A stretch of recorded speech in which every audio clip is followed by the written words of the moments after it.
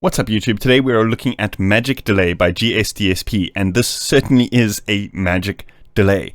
This is pretty crazy. It's got various really interesting features that I want to dive into in this video. First things first, they did actually send me this plugin for the purpose of this video. That being said, is I took a quick glance over the features and I quickly said, sign me up. It sounds incredibly interesting. Basically, it's a spectral delay plugin. I'm going to explain how it works and some really cool things you can do with it. Let's dive in and have a look.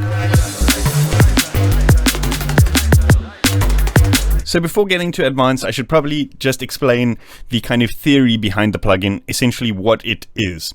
So the idea behind the plugin is basically a delay, but on a spectral level. So you can split it up into different frequency bands and have different delay times on each of those frequency bands. So over here, as you can see, we've got a red line. This essentially is our frequency band split. And what you want to do is, say for example, we want our high frequencies on a different delay time to our low frequencies. We would just draw in a thing like this and just kind of change it like that. Super easy to use, very user-friendly kind of interface like this. We can kind of go ahead then and do, another one over here, for example. Like, it's actually got a nice little readout over here, nice little tooltip. So over here, up until 309.1 hertz, it's a regular eighth delay. Over here, it jumps to a regular half delay, then back to a regular eighth at 500 hertz. And then, in the top frequencies, we go to a 64th delay. There's various settings here. Say, for example, if we want triplets and dotteds, then we can enable those over here. So now we can actually move this to a quarter. Let's unsnap it from that one. And we can actually do like interesting kind of morphs between them over like a frequency, over a variety of frequencies like this. Say we want some triplets in there as well, we can do that. And okay, so let's say we've got these four different lines which we can edit. So let's say, for example, draw in a different set of curves over here. Let's maybe do something like this, and then right at the bottom here, this is actually dry. So say, for example, some of the frequency ranges we don't want delays on, and then some of them we do. And then let's draw in another one over here. So these four lines that we're drawing in can basically be morphed between each other using this parameter over here, which I'll show you in a moment. So let's just set up a couple of curves, and then what we can do is we can actually modulate them and stuff while I'm actually playing some audio through the plugin. So how it works is this over here basically morphs our delay shapes. So as you can see, as you move this parameter here, this spectral split of different delay frequencies gets changed. So this is incredibly interesting for creating weird tones and stuff using really high frequency delay feedbacks and stuff like that, or just for creating these kind of really ambient textures out of really simple tones. So here, let me actually just bypass this and show you. I've got a really simple sine wave synth playing here.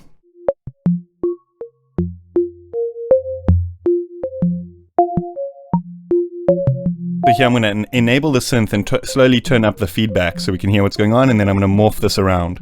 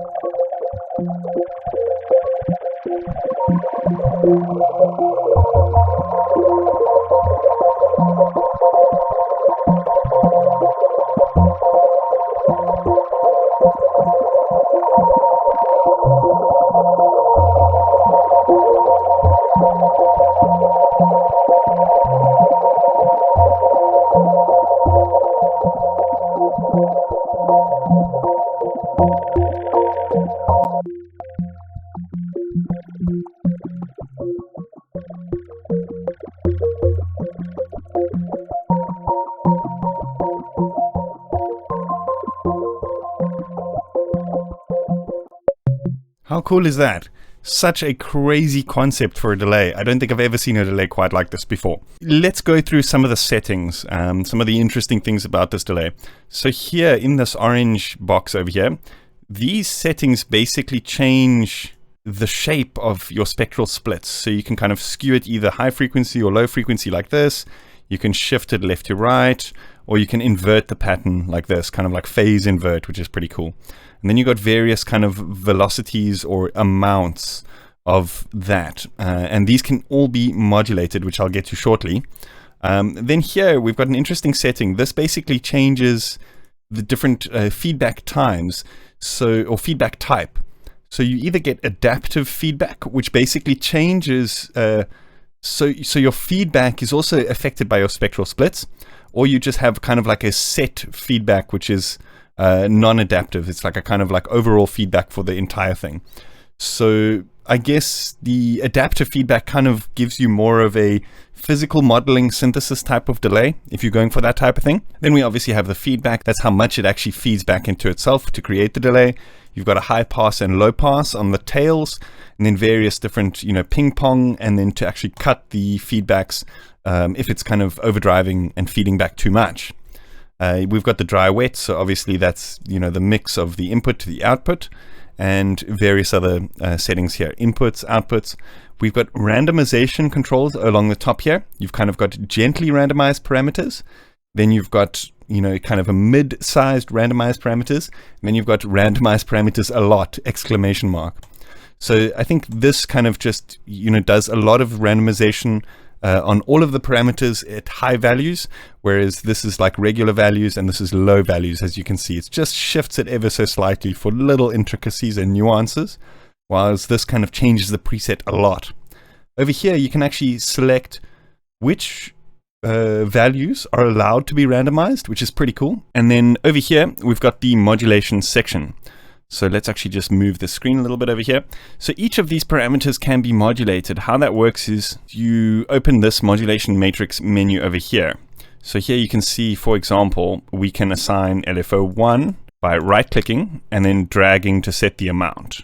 And you can see it kind of moves it in that LFO shape. So what I actually want to do is let's set this to midway and then modulate it up and down like that. I think that could be cool. And this affects all of the shapes. You see this invert, this orange block over here, in fact, affects all of your lines that you draw. So gray, blue, red, all of them. We can actually create more LFOs just by clicking over here, opening up the mod remap, and let's say, for example, modulate this skew parameter. So let's right click and then set the amount. Let's modulate downwards on this one. Let's actually go like this. Set it to like minus 50%. At first I was a little bit confused with the modulations. It seemed a little bit weird, but then I figured out you actually have to right click to enable the modulations, so that definitely helped a lot. So over here we can actually change the shape. For example, we can set different types of modulations with like a cosine, and we can change the shapes and skews. We can change the time divisions, make it faster, get all sorts of garbly stuff going on here. So this can create really interesting glitchy type things by just, really going wild with these parameters here.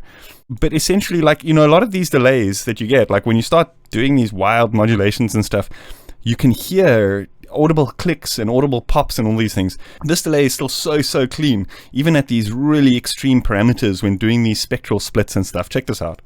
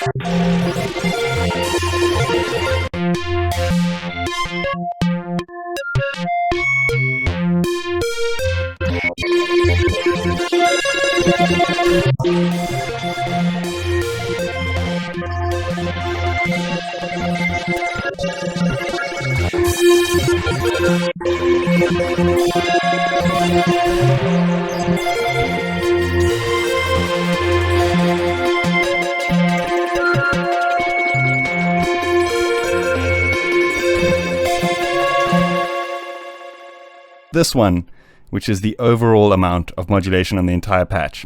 This is a really, really nice parameter because it allows you to take it from these crazy glitchy sounds to these subtle, almost tape-like warbles.